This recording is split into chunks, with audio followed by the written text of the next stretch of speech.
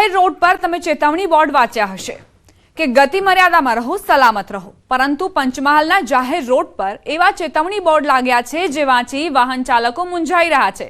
વાહન ચાલકો મૂંઝાઈ રહ્યા છે કે આ ચેતવણી આપે છે કે અકસ્માતને આમંત્રણ. કાંટુ ઘોગંબા મુખ્ય માર્ગ પર વળાંકમાં જ ગતિમાં રહો, સલામત રહોના લખાણવાળા બોર્ડ લાગ્યા છે. માર્ગ ઉપર વાહન ચાલકોની સલામતી માટે મૂકવામાં આવતા સૂચક સાઇન બોર્ડમાં ગંભીર બેદરકારી જોવા મળી. ઘોગંબા કાંટુ મુખ્ય માર્ગના જવાબદાર માર્ગ મકાન વિભાગના અધિકારીઓ આ બાબતથી અજાણ કે બોર્ડ લાગ્યા બાદ સુપરવિઝન જ નથી કરાયું તે પણ એક સવાલ છે. જો આ સૂચક સાઇન બોર્ડ મુજબ માની વાહન ચાલકો ગતિ મર્યાદાને ન અનુસરે તો યુટર્ન જેવા વળાંકમાં જરૂર અકસ્માતનો ભોગ બને. ભૂલ કદાચ એક સાઇન બોર્ડમાં હોય પણ બે વળાંકમાં એક જ સ્થિતિ જોવાય જેને બેદરકારી જ કહી શકાય. આરટીઓમાં લર્નિંગ લાયસન્સ મેળવતા અરજદારોની પરીક્ષામાં પણ માર્ગ ઉપર મૂકવામાં આવતા સૂચક સંજ્ઞાની નિશાની અંગે જ પ્રશ્નો પૂછવામાં આવે છે. કાંટુથી ઘોગંબા રસ્તા ઉપર જે બોર્ડ માર્યા છે એમાં ગતિમાં રહો અને સલામત રહો એવું લખેલું છે.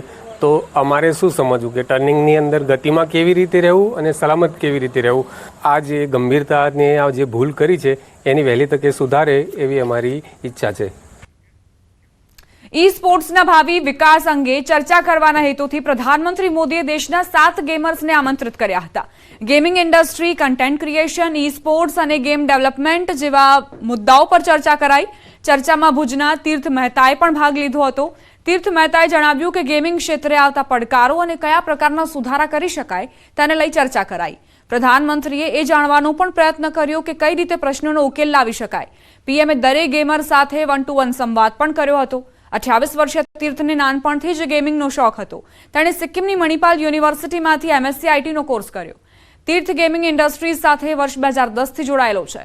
તો વર્ષ 2018માં તીર્થે થાઇલેન્ડમાં આયોજિત એશિયન ઈ સ્પોર્ટ્સ ફેડરેશન આયોજિત સ્પર્ધામાં हार्थस्टोन गेम में ब्रॉन्ज मेडल मेळव्यो हतो.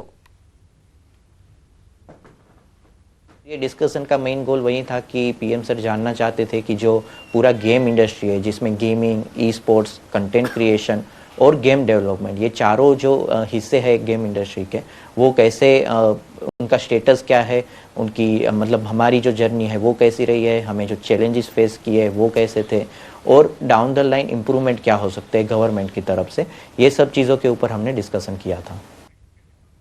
વિદ્યાર્થીઓમાં તણાવ દૂર કરવા અમદાવાદ જિલ્લા શિક્ષણાધિકારીએ અનોખો પ્રયોગ કર્યો છે. ધોરણ 9 થી 12ના વિદ્યાર્થીઓ માટે સારથી પ્રોજેક્ટ હેઠળ સંવેદના પેટીનો પ્રયોગ શરૂ કર્યો. આ સંવેદના પેટીમાં વિદ્યાર્થીઓએ રજૂ કરેલી મૂંઝવણ મામલે શિક્ષકો વિદ્યાર્થીઓનું કાઉન્સેલિંગ કરે છે. અમદાવાદની 100 જેટલી શાળાઓમાં આ પ્રયોગ હાથ ધરવામાં આવ્યો છે, જેમાં 200 જેટલા શિક્ષકોને ખાસ ટ્રેનિંગ આપવામાં આવી છે. વિદ્યાર્થીઓને મોબાઈલ એડિક્શન, જંક ફૂડ અને અભ્યાસને લઈ તણાવ વગેરે પ્રશ્નો સહિતના પ્રશ્નો ઉકેલવા માટે જિલ્લા શિક્ષણાધિકારીએ નવતર પ્રયોગ હાથ ધર્યો. ધોરણ 9 થી 12ના વિદ્યાર્થીઓ માટે આ સંવેદના પેટીનો નવતર પ્રયોગ હાથ ધરવામાં આવ્યો છે. સાથી શિક્ષક એમનો મુખ્ય રોલ એ છે કે વિદ્યાર્થીની જે કંઈ વ્યક્તિગત સમસ્યાઓ હોય, શિક્ષણને લગતી સમસ્યાઓ હોય, કોઈક સામાજિક એમના પ્રશ્નો હોય તો એને લઈને એને ગાઈડ કરી શકે. એટલે આ તાલીમ આપવામાં આવી એ આના સંદર્ભમાં આપવામાં આવી. આ સંવેદના પેટીની અંદર મૂકતા હોય છે અને ઘણીવાર લેખિત સ્વરૂપે સંવેદના પેટીમાં ન મૂકતા હોય ત્યારે તેઓ શાળા કક્ષાએ જે વિશિષ્ટ તાલીમ દ્વારા તૈયાર કરવામાં આવેલા સારથી શિક્ષકો પાસેથી છે આના જે ઉકેલો મેળવતા હોય છે. એટલે સ્ટ્રેસ મેનેજમેન્ટ, ફૂડ અને ન્યુટ્રિશનની સમજ, બાળકો જંક ફૂડ ખાતા હોય છે ત્યારે એની સમજ પણ સમયસર મળે તે ખૂબ જરૂરી હોય છે. અને સાથે સાથે હેરાનગતિ, હેરેસમેન્ટ, આ 5 બાબતોને લઈને અમે જ્યારે સારથી પ્રોજેક્ટ અમદાવાદ શહેરની 100 સ્કૂલમાં શરૂ કર્યો. માનનીય પ્રધાનમંત્રી શ્રી જે રીતે મન કી બાત કરે છે તેવી રીતે બાળક પોતાના મનની વાત શાળાના શિક્ષકને કરી શકે તે માટે સંવેદના પેટી મન કી બાત સ્વરૂપે અમે રજૂ કરીશ. અને એમાં અમને વિદ્યાર્થીઓ પોતાનું નામ જાહેર થવાનું નથી, પ્રાઇવેસી રહેવાની છે, એટલા માટે એમાં મૂકે છે. નમસ્કાર, હું છું દીપક પટેલ. ન્યૂઝ 18 ગુજરાતીમાં આપનું સ્વાગત છે. અમે લઈને આવ્યા છે નવો એપિસોડ ચક્રવ્યૂહમાં ચહેરો. ચક્રવ્યૂહના ચહેરોમાં આજે આપણી પાસે સાથે છે ભરૂચના સાંસદ મનસુખભાઈ વસાવા, જેઓએ 6 ટર્મથી જીતતા આવ્યા છે અને 7મી ટર્મ ભાજપે એમને ટિકિટ આપી છે. મનસુખભાઈ, આપનું સ્વાગત છે ન્યૂઝ 18 ગુજરાતીમાં.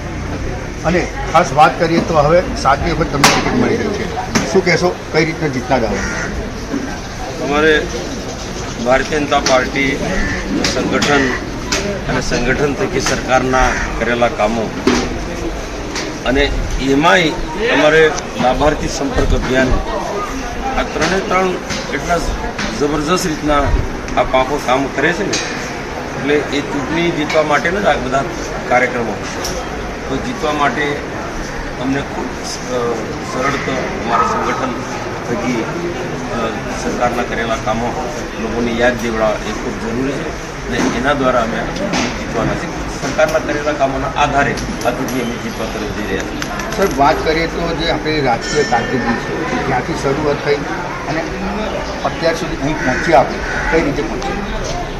મેં 1981-82માં ગુજરાત વિદ્યાપીઠમાં MSWનો અભ્યાસ કર્યો. MSWનો અભ્યાસ કરતાં નર્મદા ડેમ અને કરજણ ડેમનો અસરગ્રસ્તો પોતે પણ એક અસરગ્રસ્ત હતો.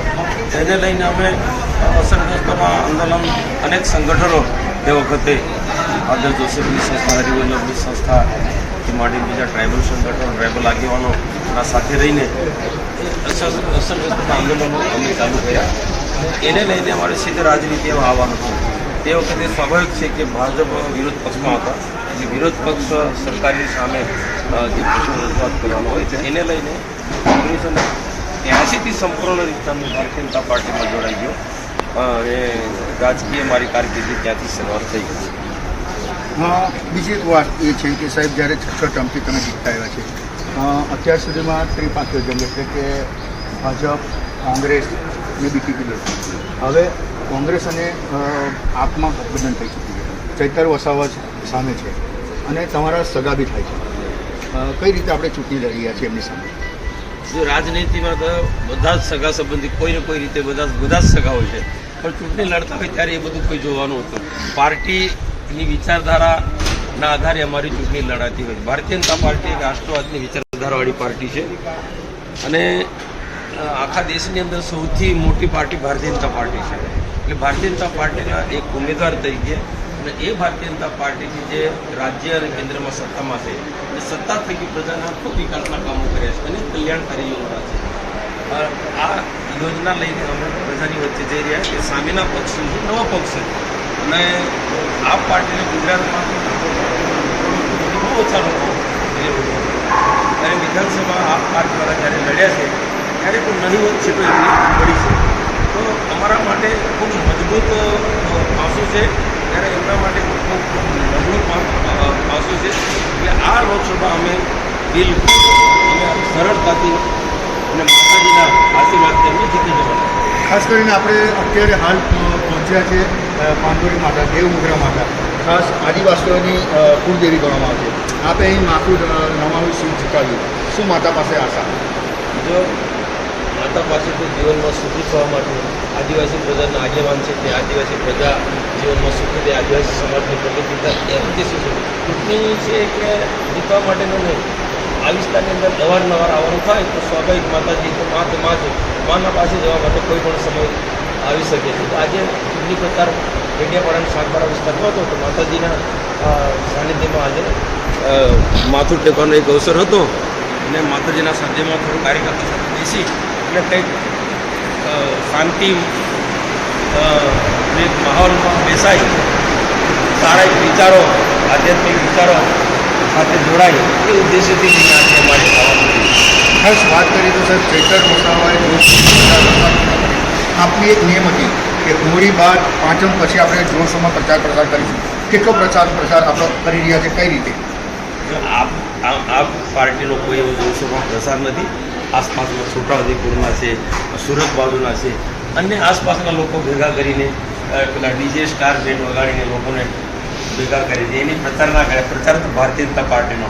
અમે બિલકુલ ચૂંટણી જીતવાના આશયથી અને બિલકુલ પદ્ધતિસર અમે કે વૈજ્ઞાનિક પદ્ધતિથી આ ચૂંટણી જીતવા તરફ જે પાર્ટીની સિસ્ટમ છે જે નરેન્દ્રભાઈ મોદીથી માંડીને મોટા મોટા દિગ્ગજ નેતાઓ અમારા જે જીતે છે એ પદ્ધતિથી અમે ચૂંટણી વ્યૂહરચનાપૂર્વક અમે આ ચૂંટણી પ્રચાર કરી રહ્યા છીએ. પહેલાં લોકસભાના મોટા સંમેલનો કર્યા, ત્યાર પછી આ જિલ્લા પંચાયત પ્રમાણે કાર્યકર્તાના સંમેલનો કરી રહ્યા છીએ અને આમ કાર્યકર્તાને બૂથ સુધી અમે કામ સોંપીએ છીએ.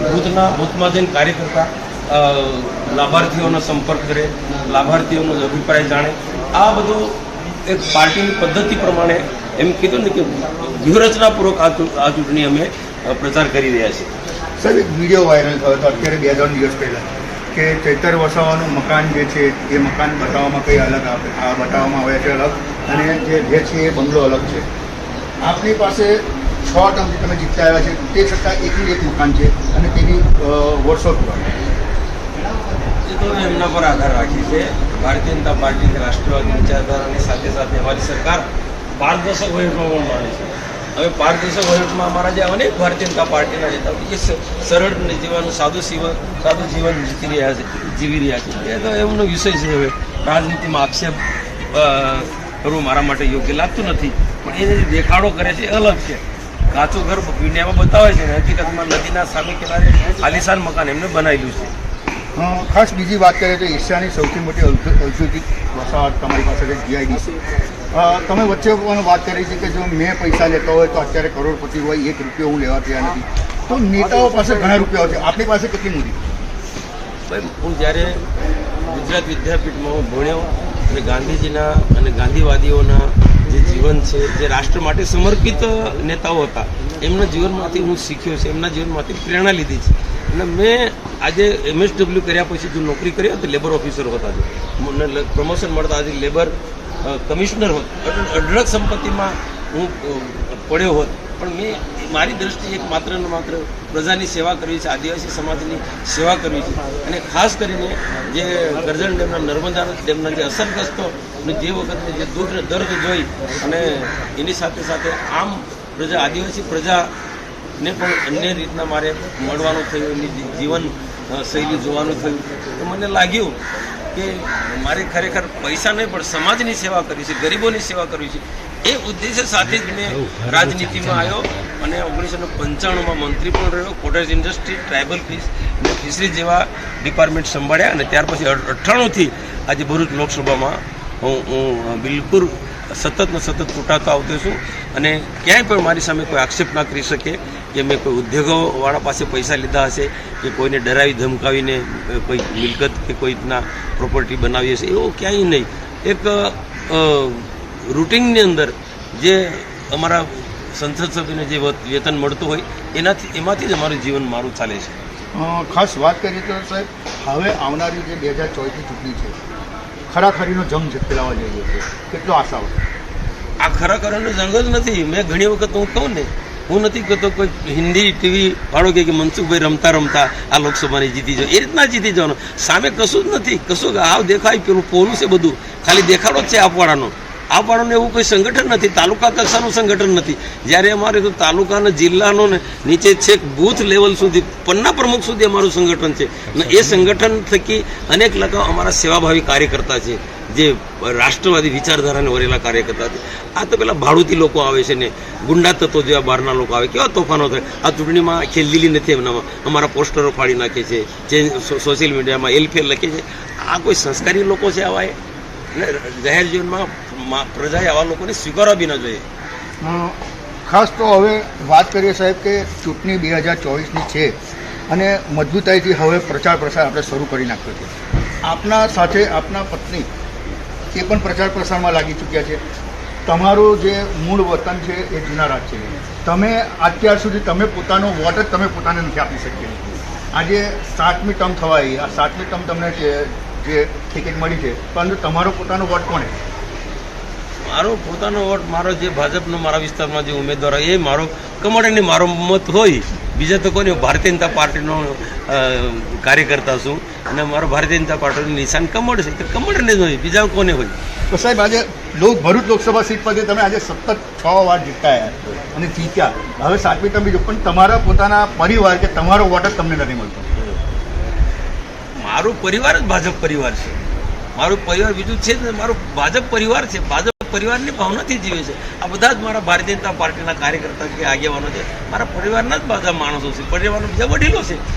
અને એ મને વોટ કરે છે, વોટિંગ કરે છે, જીતાડે છે. ભારતીય જનતા પાર્ટી એ પરિવારવાદી પાર્ટી છે.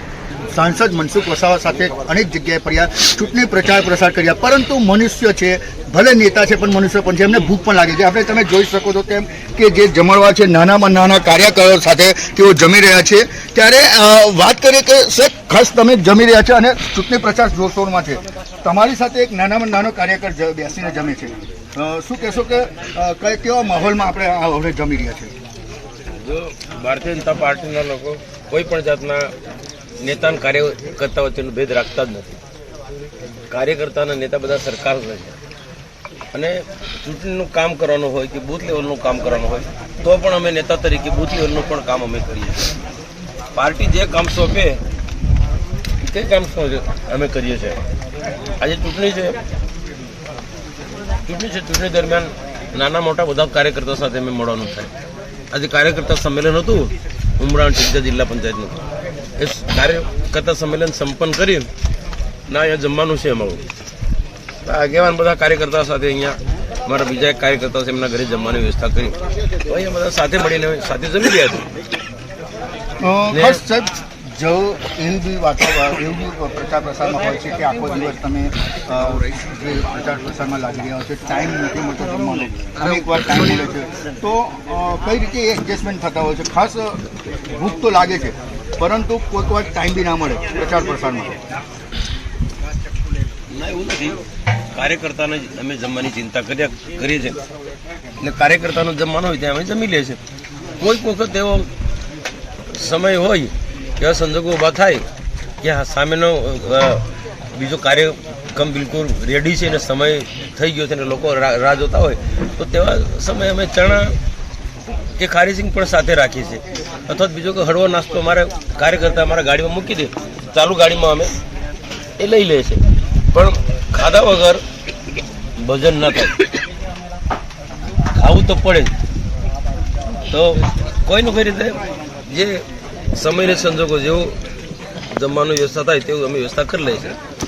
બિલકુલ, આ હતા ભરૂચના મનસુખભાઈ વસાવા સાંસદ, જેઓ 6 ટર્મથી જીતતા આવ્યા છે અને 7મી ટર્મે ભાજપે એમને ટિકિટ આપી છે. ત્યારે હાલ તો જોરશોરમાં પ્રચાર પ્રસાર કરી ચૂક્યા છે. ત્યારે ન્યૂઝ 18 ગુજરાતીના ચક્રવ્યૂહના આ જે ચહેરો છે એ એપિસોડમાં ખાસ વાતચીત મનસુખભાઈ વસાવાએ કરી. ત્યારે આક્ષેપ પ્રતિ આક્ષેપો સામસામે નેતાઓ કરતા હોય છે, પરંતુ એમની જીવનશૈલી જે છે એ જીવનશૈલી પરની પણ એમને તેમણે વાત કરી. ત્યારે આવનારા દિવસોમાં 5 લાખથી વધુ મતોથી જીતવાની તેમણે હાલ તો આશાવાદ વ્યક્ત કરી છે. દીપક પટેલ, ન્યૂઝ 18 ગુજરાતી, નર્મદા.